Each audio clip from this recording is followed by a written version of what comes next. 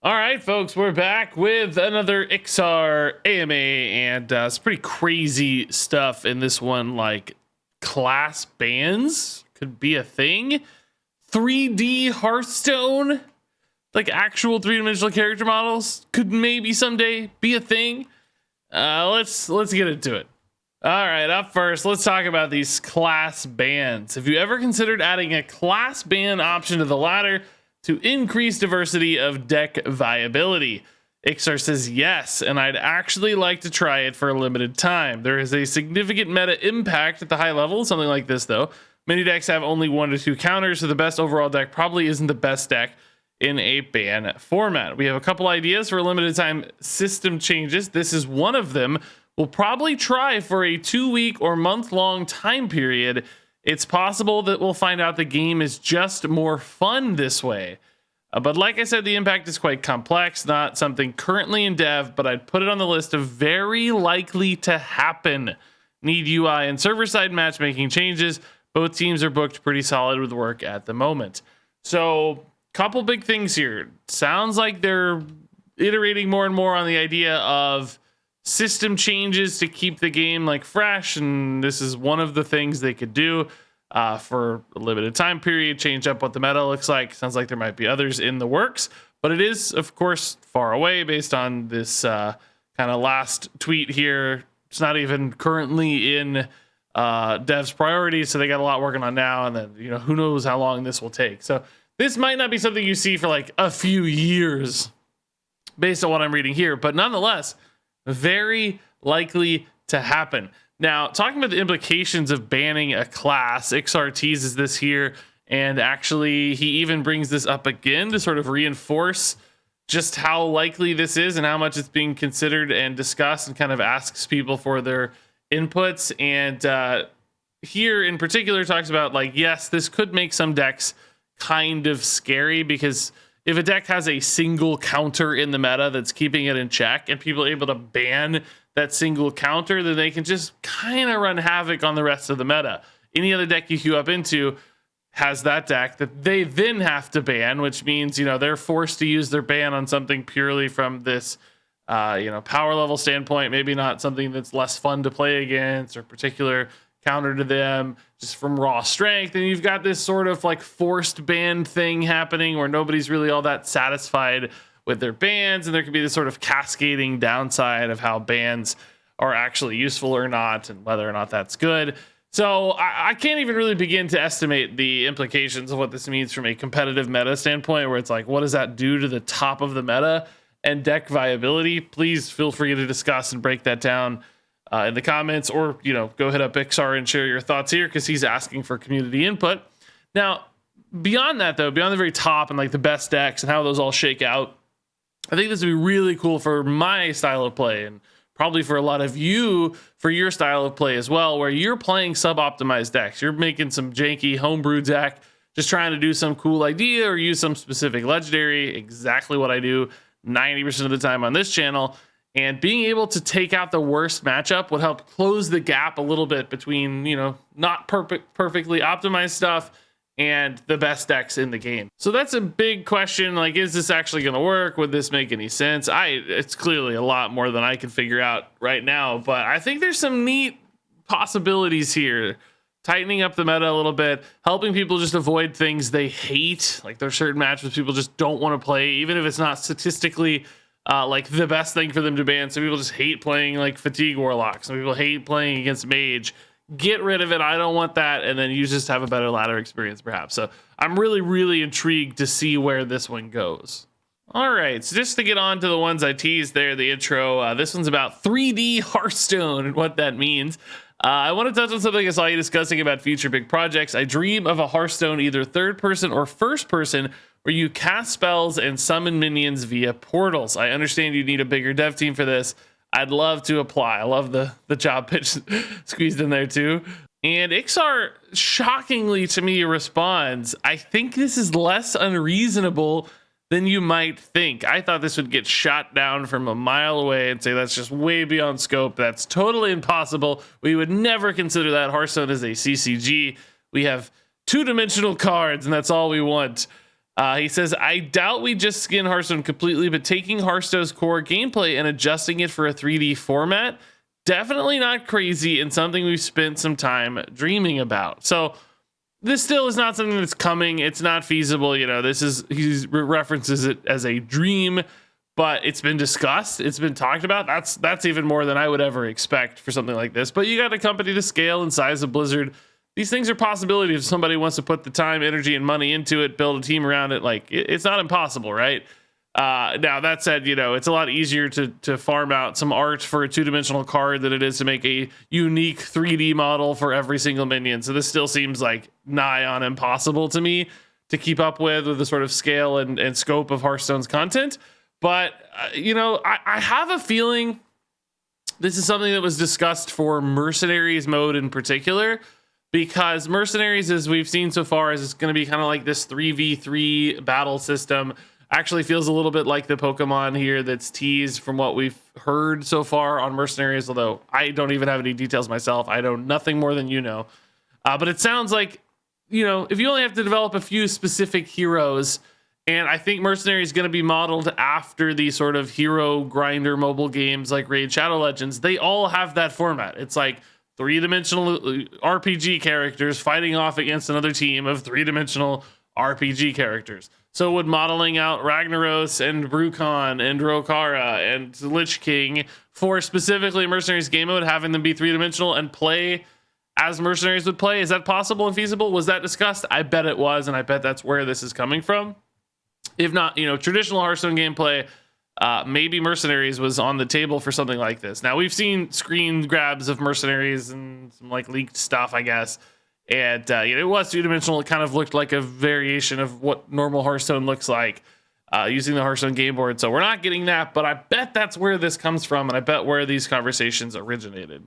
All right, next up, if a Death Knight class comes, which character would be the main hero? A few to choose from, but probably Arthas. He's such a huge fan favorite and has such an amazing story that we'd have to have a really good reason to not use him. And I think that's pretty obvious, but I gotta say, this Death Knight stuff keeps coming up.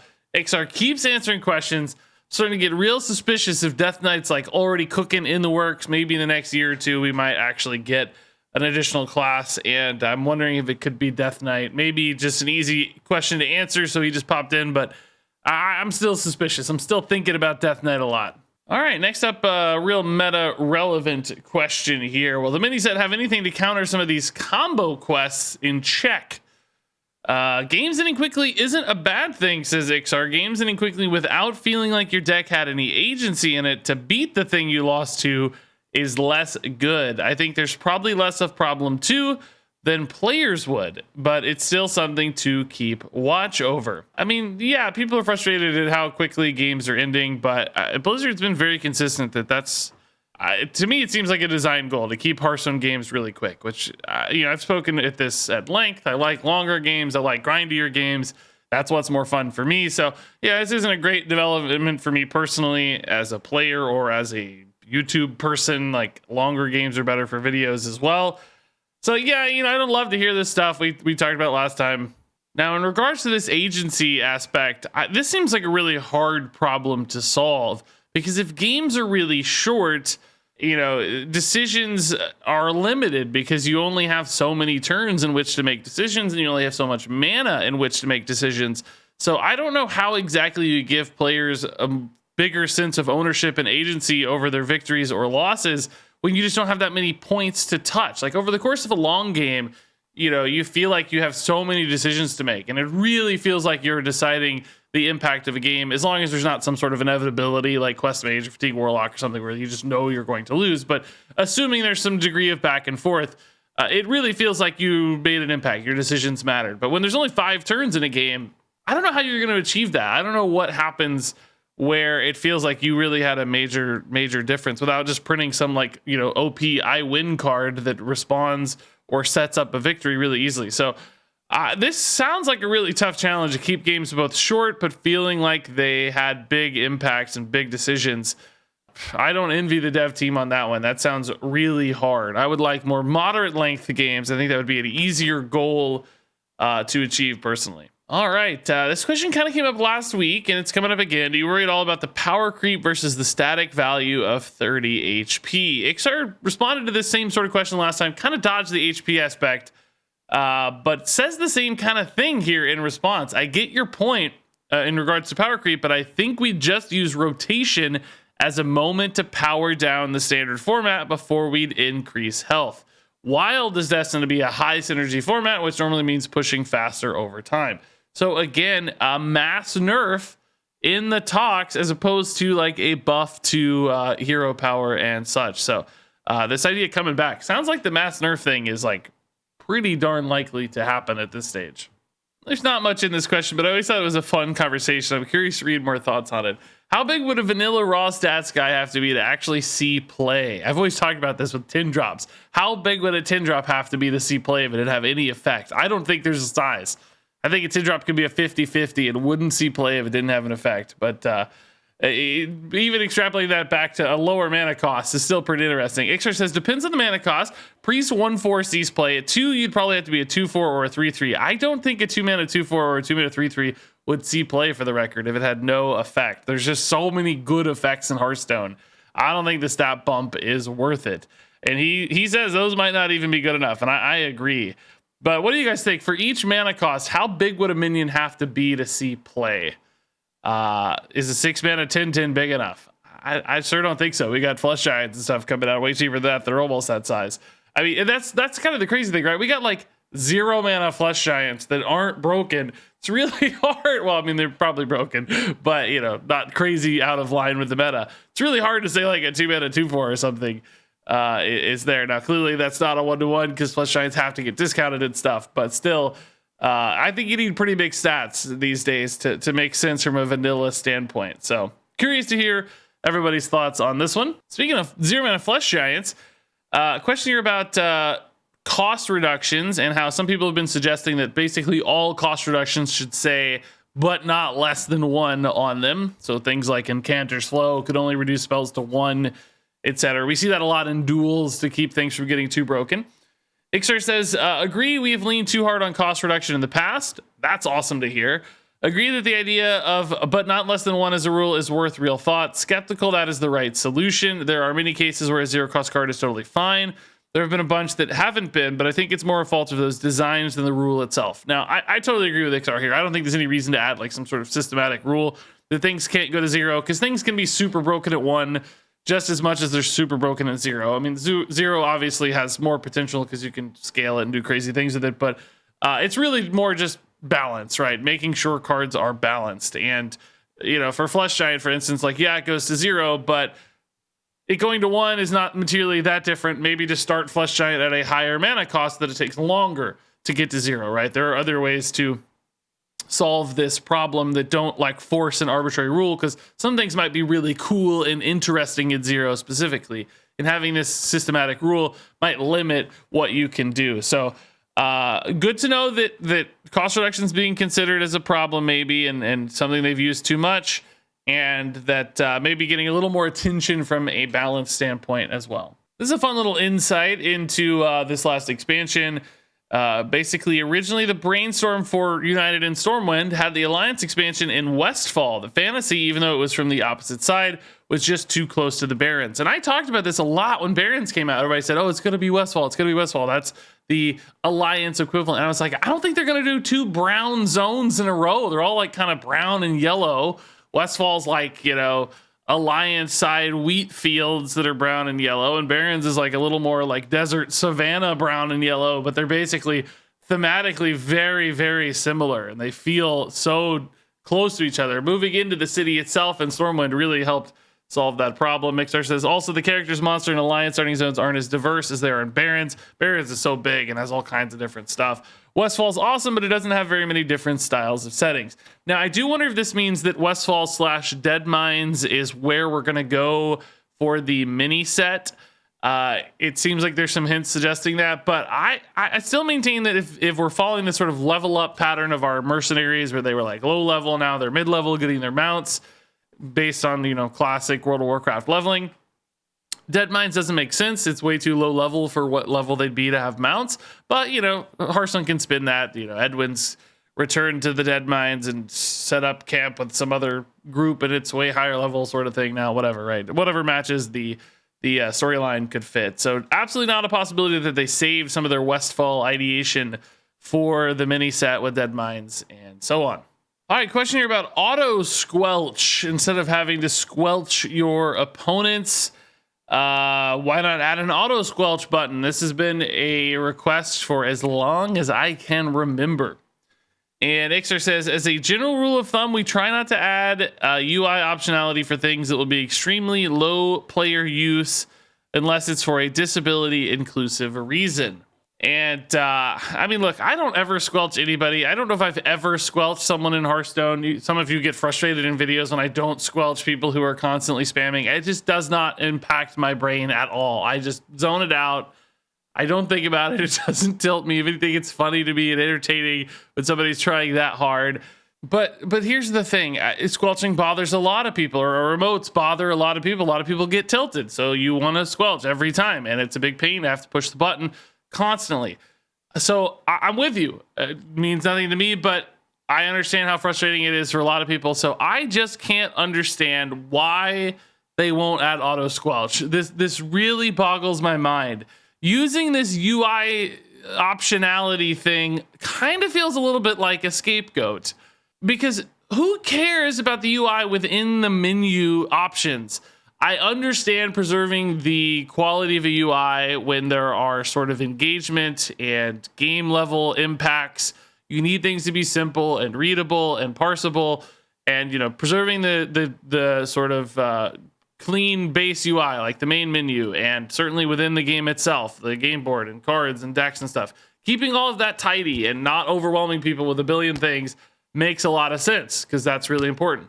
But people who are going into a menu are not making really important game-changing engagement or gameplay decisions. They're taking the time to look through things and have a plethora of options. And every game that's ever been made has a billion options in their menus.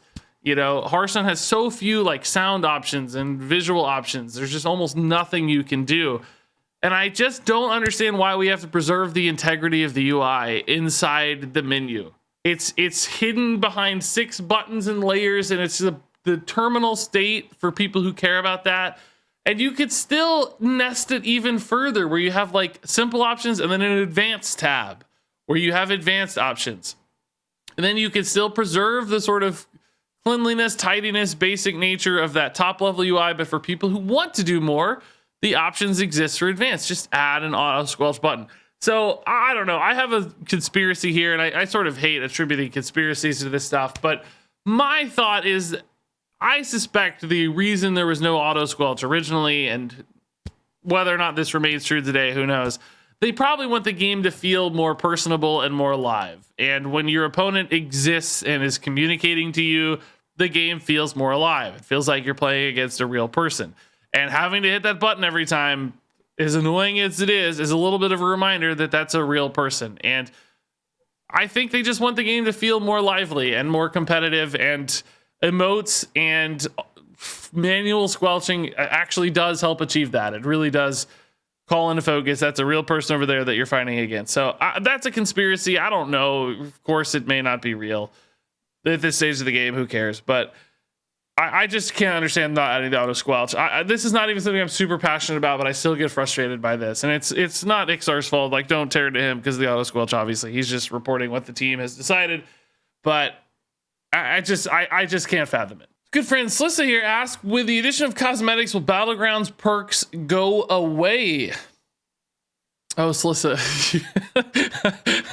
you sweet, innocent summer child. I love you, but they're not going to take away monetization that easily. I wish. You have a good heart. You have good instincts there, but it ain't going to happen. Iksar confirms no, perks are around long term. I think the cost associated with perks is justified by the support the team gives. Cosmetics are great, but relatively low adoption overall. And she also asked about ranked, if Battlegrounds can get like gold, silver, platinum, etc. And Iksar says, yes, we're working on it. We want players to be able to show off their Battlegrounds rating in friends list at a minimum. We still like the number rating system as opposed to the star system, but thinking about choosing bronze, silver, gold brackets based on the number. So maybe 3K is bronze, 4K is silver. And yeah, that sounds awesome. I think more ranking delineation in Battlegrounds really helps people feel attached to how good their rank is. Right now, it's sort of ethereal what your number really means. So that sounds cool. Now, in regards to the perks and cosmetics things, I'm actually with Iksar here. Battlegrounds is a totally free game mode to play. I don't think having perks is that obscene. They're perhaps a little bit too pay to win in regards to hero choices and stuff. I wish there was some way to change that, but it has to be monetized. And based on what I've seen, and I play a fair bit of Battlegrounds off stream, I feel like the cosmetics have had an incredibly low adoption. So I wonder how well the Battlegrounds portrait stuff is done and how much Battlegrounds players are really sort of the free-to-play audience of Hearthstone, and it might be hard to monetize those players. And Iksar says they are relatively low adoption overall. That's an interesting thing to come out and say. So I'm curious, if you bought Battlegrounds cosmetics, do you buy Battlegrounds perks? How are you guys who are Battlegrounds players committing any sort of gold or cash to the Battlegrounds economy? All right, one other Battlegrounds question here before we go. Any plans to modify damage taken or duration of Battlegrounds games by slowing them down? Again, I don't think Blizzard wants the game to slow down much. I think they want it to be faster, if anything. It's just, we've seen so many hints of that. But I agree, it feels tough sometimes to get hit for like 25 in Battlegrounds games, but it feels like you just didn't even have a chance because somebody high rolled like crazy. Particularly certain heroes can high roll like crazy. Iksar says, we've talked about so many potential solutions for this. The thing in test right now is damage cap of 15 before someone in the lobby dies. Damage cap removed when there are 7 players left.